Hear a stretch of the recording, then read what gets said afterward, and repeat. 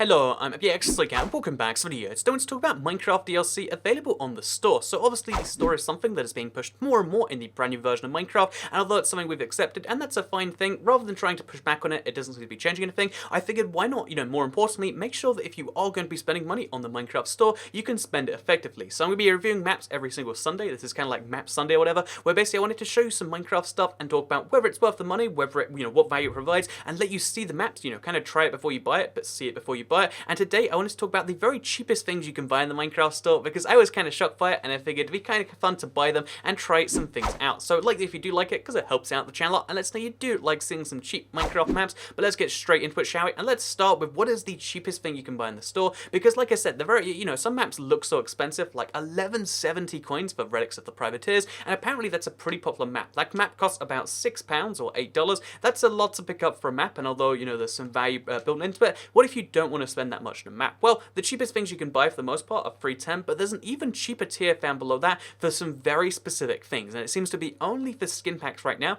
So 160 coins is about 80p, and there are some things you can buy, include, again, it's mostly skin packs. There's about 5 of them available. As you can see, we've got the MPVP Screw Space Pack. We've got the, if we scroll a little bit further, you can see how there's also, look how few there is. There's the random pack from Pixel Heads. If we keep scrolling again, you can see how there's the Dinosaur Island Characters, skin pack, and then most excitingly of all, we've got the emoji skin pack. So for 160 coins, about 80p or $1, you can get yourself 8 skins, and is that worth it? I mean, let's find out. Let's be an emoji. So this is generally an option you have. I'm not sure who the market is for this skin pack, but it's now a thing we can be. So for the rest of the video, looks like we're going to be the emoji skin pack, except, oh, they don't go in order, so we have to like scroll down to find it in here. But somewhere in here, oh, there it is. Okay, just over there. There's the emoji skin pack. Now look at me. I'm crying face emoji. Ha ha ha. Things are so funny from now on. No, but more seriously, there's some things you can buy for 80p, but most things in the Minecraft store cost 310. That's about £1.60 or $2.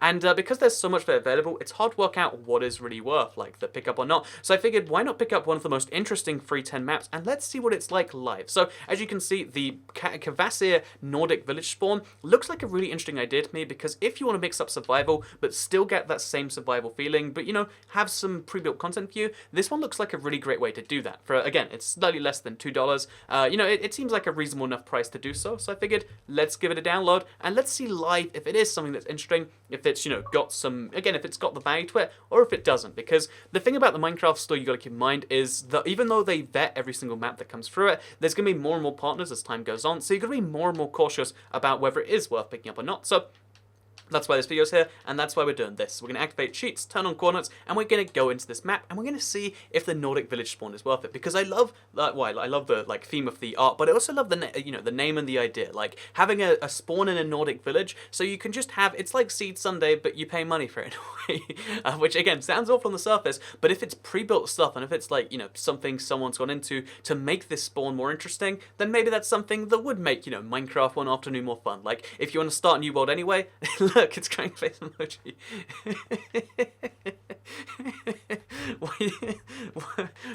Who bought this? There is lots of people out there that have the emoji skin pack. Look, I'm crying face emoji. Wait, actually, if you have the emoji skin pack, you can express your emotions to people live. So it's terrible because, again, you have to scroll down so far. But look at this. I can scroll down and I can be like, look, I'm happy now. And then when someone makes a funny joke, I can be like, ha ha ha, funny joke. Look, it makes me crying face emoji.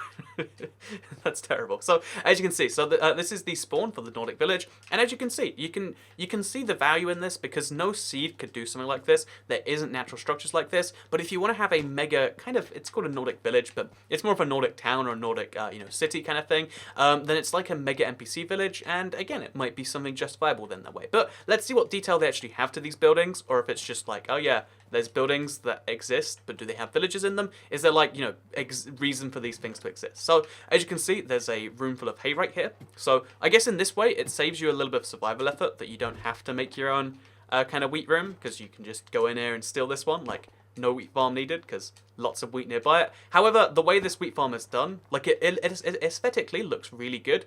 Like, look at that wheat farm, it's beautiful, but actually functionally using that is near impossible. So, like, you have all the wheat you'll ever need, but like, there's not too much use to having all the wheat you never need when you have it in this form. So, I mean, I guess I kind of like the idea though. At least it's some function, not much though. Then over here, you can see we've got, oh, it looks like this is going to be the mine, right? So It's a mine that goes upwards, because this is a mining crane maybe. But this is a cool idea, like having a building dedicated to your mine and having a pre-built mine which goes... Oh, actually, you know, I actually kind of like this. Like, I think if you're going to have like a city spawn, or if you want to save some of the effort of spawning and like have your own city that you build from scratch, having this here, this is a fascinating mining experience. The fact that you have to go in this far, assuming at some point it just cuts off into normal caves, or assuming they at least, you know, covered it in normal stuff.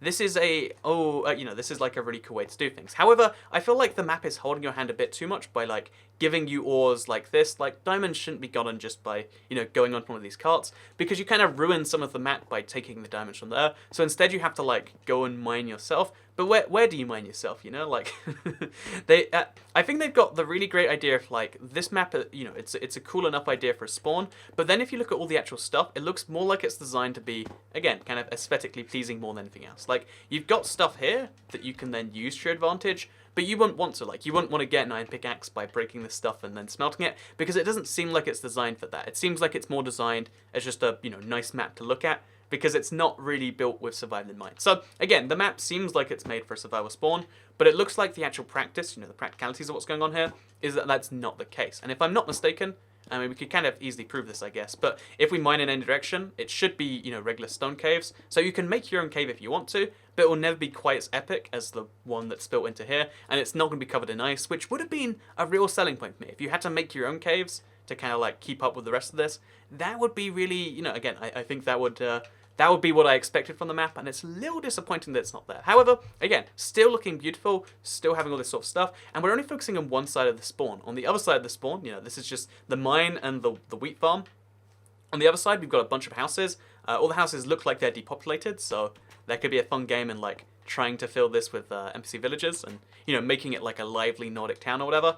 But yeah, you can see as you look around this place, like, it's kind of cool that you spawn in an ice spikes biome covered in houses. Not often you see this. And yeah, it's just filled with lots of houses, which, again, I'm not sure what the value is in these. Like, if you play Minecraft, you don't want to have 50 different houses, so you'd have to repopulate this place, or it's just a bunch of buildings that exist. Like, maybe this is good building inspiration, but do you want to pay money to open up a world of building inspiration? I mean, personally, that's not my kind of feeling on this one. But again, there's lots of, like, interesting things going on here. Like, again, for the video at the very least, like, I'm glad I could play this so you could see what's going on here. But looking at the map itself, you can see how there's just a lot of, like, cool things to look at and cool things to see the first time, but you can't see how this is useful in a multiple survival environment. Like, if you're actually playing survival from this is just stuff that exists that you have to build on, or you have to leave or do your own thing, and I'm not sure what the entire purpose is there. Also, we've got a boat. I'm not sure how the boat got into this frozen lake. I guess it's trapped here now. Okay, it looks like it has... Are they portholes or wheels? I'm not sure which. I guess portholes. So yeah, you also get a ship here, which is a really cool idea. Maybe, you know, some of the fun would be like making the ocean go somewhere, but it's trapped on the ice forever now, which is kind of funny. And then we've also got a giant castle here. So this is clearly the castle you would be using in survival. Like, you could turn the inside into something, or you can just live in this tower over here, which has a skeleton spawner. So that's meant to be a challenge, I guess. Maybe, like, every floor has a spawner? Like, what is the point of this here? Like, again, I keep thinking I understand the map. Like, oh, it's a survival spawn where you have a village you can repopulate, but it doesn't look like it's designed to be repopulated, and instead it looks like it's designed to just save you some time.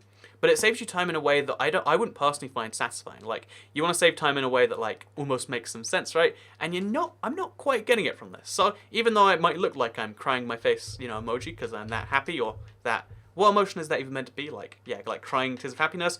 I'm more like, do we have a sadness? This is my real reaction to having purchased this. See, I don't even have to bother expressing my emotions through thoughts anymore. You know what, soon, next level Toy Cat video, I can just be like, oh, I love this map, and I can just switch to Heart Ice again. But no, so before Nightfall comes, assuming it is going to come, it is, then let's talk about the rest of the map, and let's try and work out, like, a real use for this. Because I feel like, again, it's only $2, so, you know, there is some utility in picking this up to learn how to build good Nordic houses. All of these houses look pretty good. I think, you know, like, I think we can all agree, like, everyone, you know, you can be proud of these. Like, if you could build this yourself from scratch, then that would be good. And, you know, you can also see, like, a lot of builds that would be used for yourself, or you can use them and just have, like, it's like you've been playing survival for so long and you've got this big decked out world, but the fact that everything's so far apart kind of defeats some of the point of that. Like, if you were going to build your own survival spawn, you'd have it a bit more compact. So realistically, what I think it's for is it's a nice thing to have in a part of your world that looks, to show that it looks like you did something, or because you want to start and you want to have something that looks like something, and you want to spawn in nice spikes, it's a pretty good way to do that. However, the one big flaw to me is the fact that, you know, my goals would either be make this a survival spawn or like a survival world, and it doesn't really fit that perfectly. So I'm going to quickly change the time. Set time to sunrise, sure, whatever. But yeah, the one thing about this world which I'm looking at and I'm seeing is the fact that I wouldn't be able to use it personally when it comes to like my, you know, I wouldn't be able to spawn here because the distance from the, you know, the barnyard to the, you know, the furnace room, is this just a tiny house, to the, you know, the enchanting room or the library. What even is this actually? Okay, it's a Library of Protection 1 in a book. Why does this exist? But it's a library, clearly.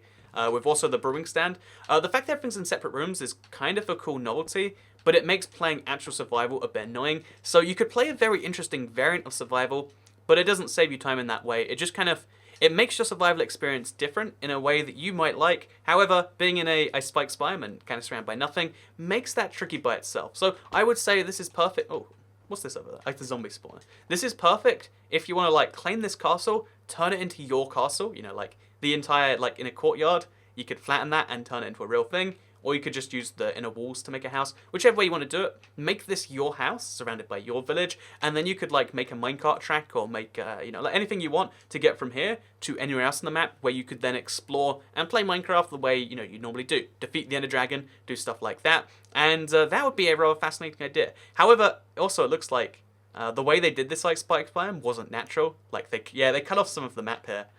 So it looks a little bit ugly, it would have to be worked with, but you do get a blacksmith chest if you keep going this way.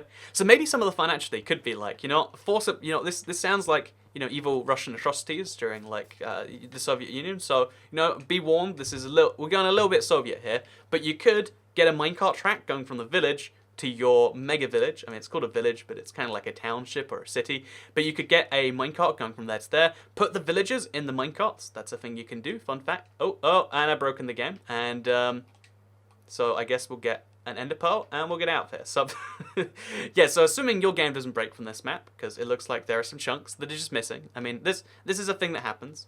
Where are the ender pearls even at? I'm honestly, I guess we'll type it in. Ender pearls. Okay, there we go.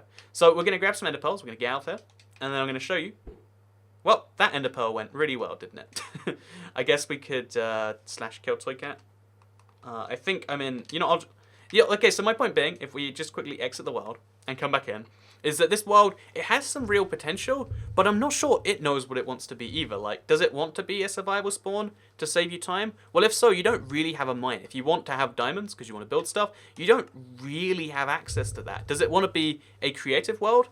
Well, it does a pretty okay job at that, but there's no boundaries to it. So you'd have to make your own boundaries to use it for, like, let's say a survival games map. So realistically, I think this map falls in a little bit of the weird gap of, like, not quite knowing what it wants to be.